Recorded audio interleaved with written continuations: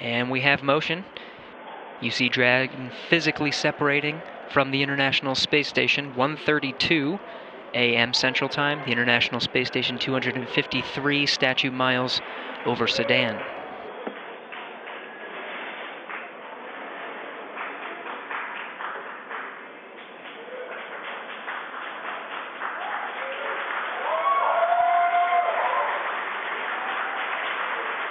Houston, the station is supposed to go into ISS thrusters enabled. Copy.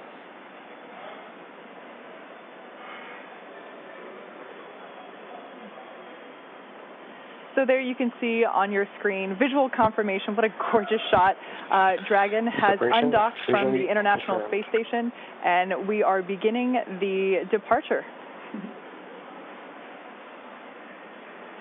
That's right, and you're going to hear the voice of David St. Jacques again. He's the one inside of the station monitoring Dragon for its departure. Slowly backing away. Everything's looked good so far with those separation burns. Again, as Gary said, that physical separation, that undocking coming at 11:32 p.m. here Pacific. Station Houston at 2, Dragon departure burn 0, complete.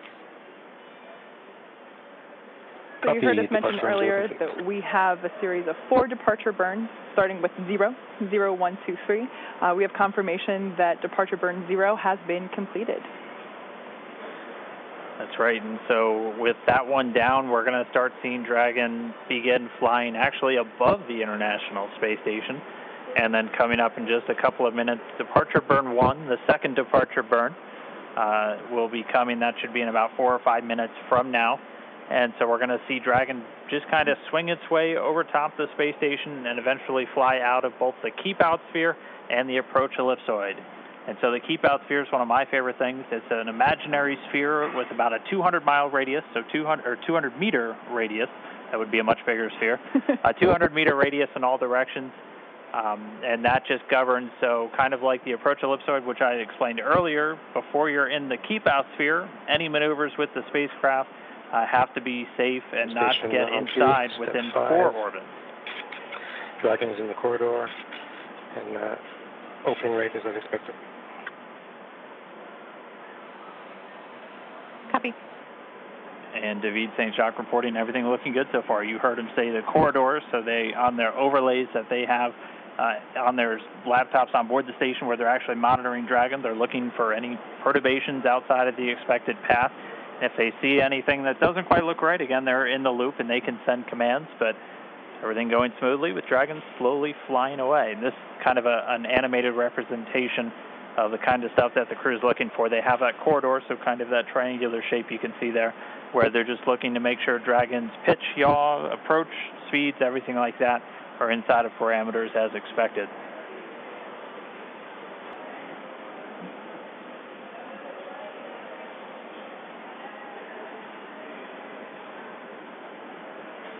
Dragon continuing to fly free. Look, everything looking good so far.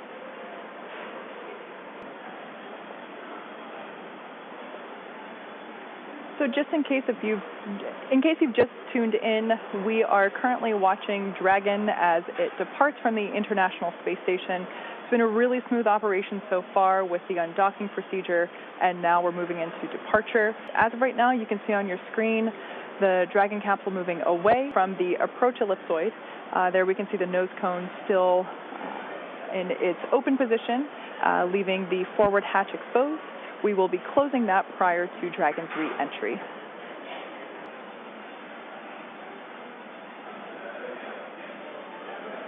And so we're continuing to get really great views. Dragon backdrop by the inky blackness of space. You'll see the cameras are a little bit jerky in their motions. They're actually being controlled by somebody on the ground in mission control. We always like to talk about how in mission control over in Houston, that's where they actually fly the space station. That's where they control everything from the cameras and the communication to even the thermostat on board the space station. If it's too hot for the crew, they talk to the ground, and they're the ones who can turn the AC up. But so it's actually somebody at a console right now who's controlling those cameras, sending commands just to move all the pan tilt, focus everything else. They're doing it from a console on Earth while the thing is flying 250 statute miles over the Earth on the other side of the planet. Like Dan mentioned before, we're going really fast right now. We're at about 17,500 miles per hour, so everything is moving very quickly. The need to readjust the cameras very frequently is inherent due to the high velocities that we're dealing with.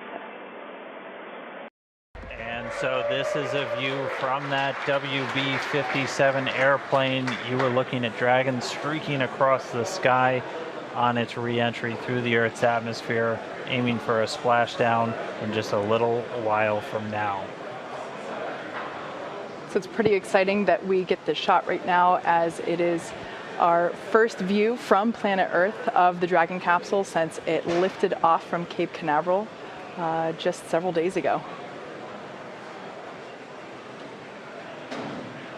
I will say this is a pretty rare treat to be able to see this here. And again, this video is coming from a NASA airplane that we're flying around that recovery zone there, a WB-57. It's commonly used for a lot of atmospheric studies and other science missions, but able to put a tracking camera on it to try and get this re-entry through the Earth's atmosphere today. We're hearing that they should have AOSO acquisition of signal back with the Dragon spacecraft. Right now it's about 46 kilometers in altitude. The Dragon spacecraft continuing to descend. It's now subsonic, so already starting to slow down thanks to the aero braking, basically slamming into that Earth's atmosphere, causes a lot of friction and allows the vehicle to eventually reach its terminal velocity, basically. And then those parachutes are going to kick in.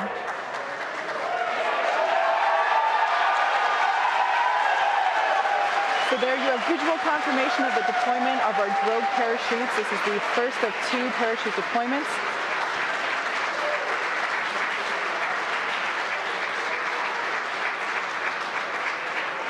So those drogue chutes do the initial slowing, and then they're ultimately going to pull out the 4 main parachutes responsible for really slowing the spacecraft down prior to that splashdown. You can hear cheering here at SpaceX headquarters as the employees that have gathered around our Mission Control Center are sharing the same view as you. What a gorgeous shot of Dragon coming back down.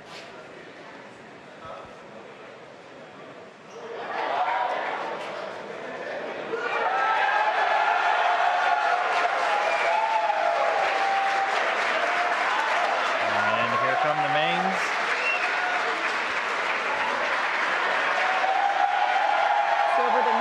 Seconds, we will see those main parachutes exactly like that begin to expand as they capture more air, further decelerating the Dragon vehicle down to the Atlantic Ocean.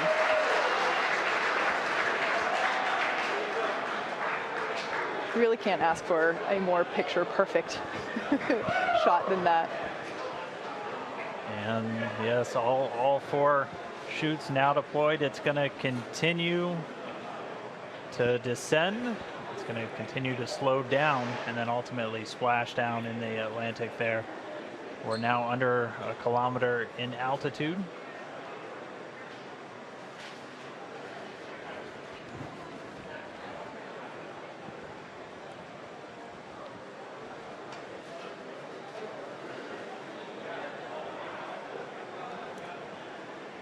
Just about 750 meters to go.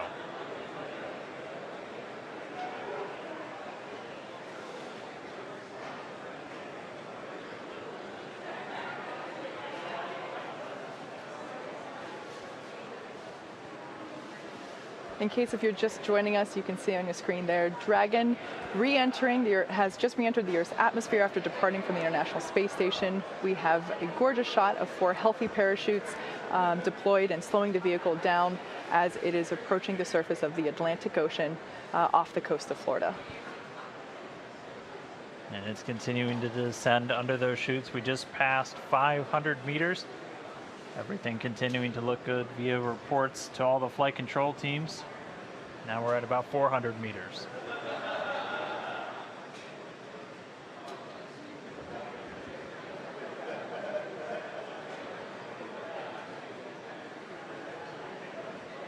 And just passing 300 meters, continuing to descend. We might be right on time. We were planning on splashing down at about 5:45 a.m. Pacific, and we're getting real close to that bingo time. Just past 200 meters.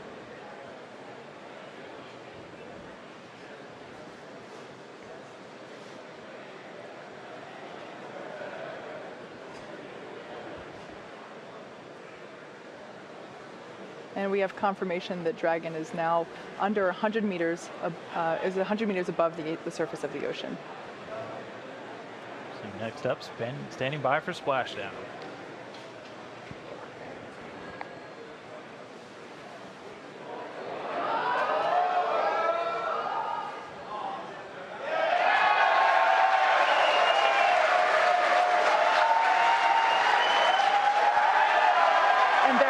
Confirmation of splashdown. Dragon has returned to planet Earth. It is now back home, and you can see on your screen our two fast boats racing out to the capsule, now in recovery. That splashdown came right on time, 5:45 a.m. Pacific, 8:45 a.m. over on the East Coast. The teams that have been ready and waiting, they were staged just a few nautical miles away. They're going to start moving in now. You can see those two fast approach boats already speeding their way towards the capsule.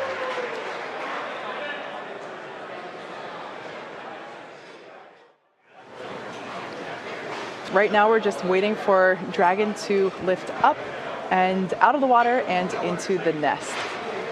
And there it goes. So there facing us is what we call the side hatch, and that is where, as Dan just mentioned, the astronauts would, if we had astronauts on board today, where they would be exiting. The top hatch is what we use to connect to the ISS, and that is currently hidden underneath the nose cone. But like we said, astronauts will be coming out of the side hatch. And we got a beautiful shot there. Now the hydraulic lift is coming back towards us, and it is preparing to lower the Dragon capsule into its nest.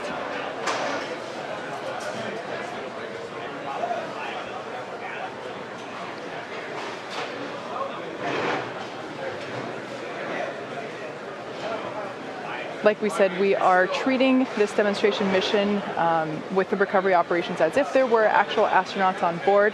And of course, before we would be able to open the hatch, we would have to make sure that the spacecraft cabin pressure is equalized with the outside environment before doing so. So once Dragon is seated, and you can hear some cheers behind me as the remaining folks that we have here on the SpaceX team outside of mission control are cheering with the placement of Dragon into the nest there, as you can see.